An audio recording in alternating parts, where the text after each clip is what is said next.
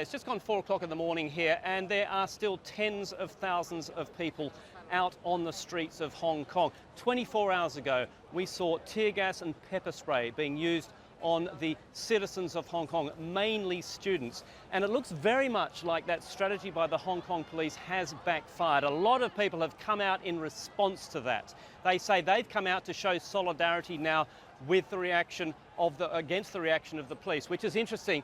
And they say they are now here for the long haul, Jake. This is, as you say, about democracy fundamentally. They want the chance to choose their own candidates to elect for the next leader of Hong Kong.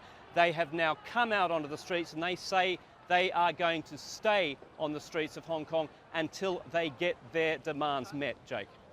Andrew, these look, at least superficially, much like the protests that preceded the Arab Spring. That's what it looks like from here. Does it feel that way to you on the ground?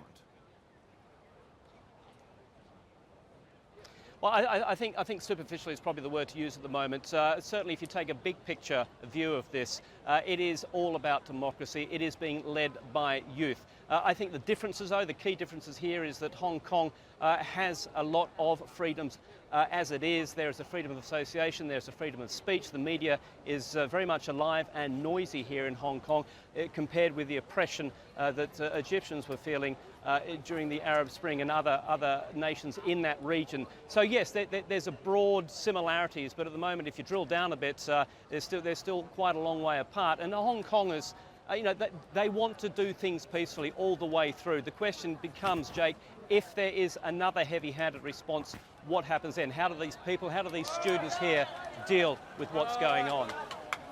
All right, Andrew Stevens, stay safe. Thank you so much. Let's bring back our national security correspondent, Jim Sciutto. He spent 7 years in China and Hong Kong as a journalist, and also he spent a little bit of time at the U.S. Embassy in Beijing, so he's very familiar not only with China's promises, but Hong Kong's expectations. Jim, how big a deal are these protests? Give us some perspective. They're a very big deal. They're a direct challenge to Beijing's leadership. They're a direct challenge to the freedoms and the hopes that Hong Kong people have become used to. And one reason Hong Kong people are very worried is that the Chinese government is using a lot of the same terms they used in advance of the crackdown in Tiananmen Square 25 years ago. They're calling the protesters radical activists.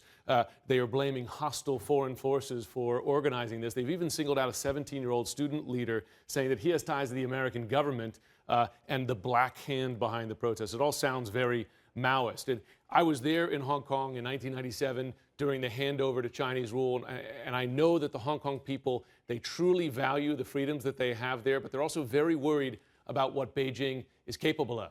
You're looking at, those are actually live pictures right now. And again, it's almost 4:20 in the morning there in Hong Kong. And of course, for those not old enough to remember Tiananmen Square, it was a crackdown on democracy protests in China. And ultimately, the Chinese rolled in the tanks and soldiers, and hundreds were killed, including students from the university. Do you fear that happening here in Hong Kong? It's hard to say. It is a different government than it was 25 years ago. It's more worldly. It's got a more interconnected economy with the world, that kind of thing. That said, it is no less a repressive government. They still jail dissidents. They still control social media, the news media. One thing you notice, you talk to people in China, Chinese news media is not covering these protests right now. You could talk to people walking the streets of Beijing. They might not even know that this is going on unless they learn about it on the internet or elsewhere. So it's a real question. Another point I would make is this.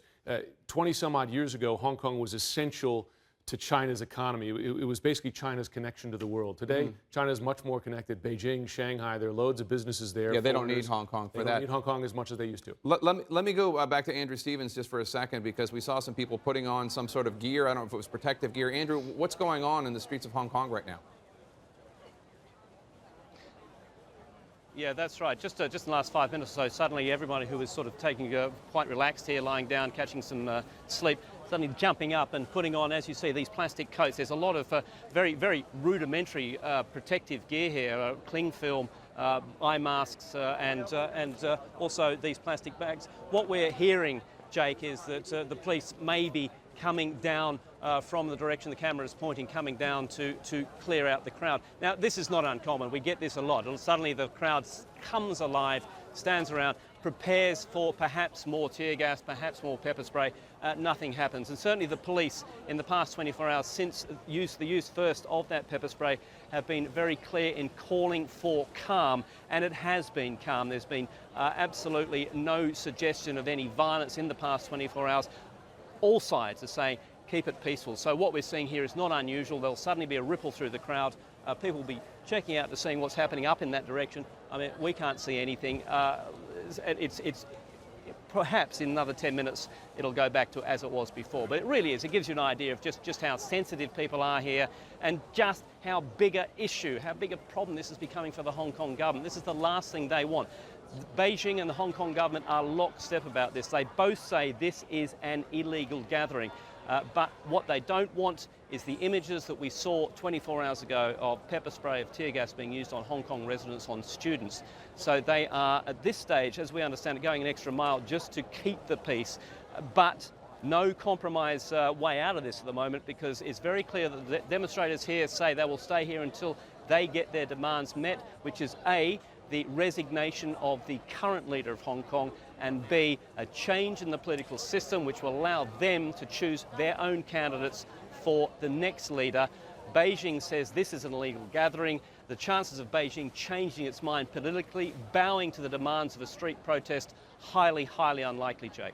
All right, Andrew, we're going to stay with you and keep coming back to you as events develop. Jim, I just want to ask you, obviously it's highly unlikely that the demand for the leader of Hong Kong to step down will meet, but what the protesters are asking for is they want to be able to nominate their own candidates. They don't want them selected by some sort of Chinese committee. And this is not a promise that came out of nowhere. When the British handed over Hong Kong back to China in 1997, this was part of what was called the Basic Law. It was part of the treaty, in effect, and it said that Hong Kong would have universal suffrage for the chief executive by 2017, which is 3 years from now. As that date has come closer, people have wondered, will China fulfill that promise? And the way they've gotten around it is say, okay, you can have universal suffrage, but we're going to pick the candidates for you. And so something like 100 very powerful pro-Beijing politicians are going to pick the candidates, so that in effect, that's not really an open election. No, it's not democracy. That's what they're protesting. It's not anything close to democracy.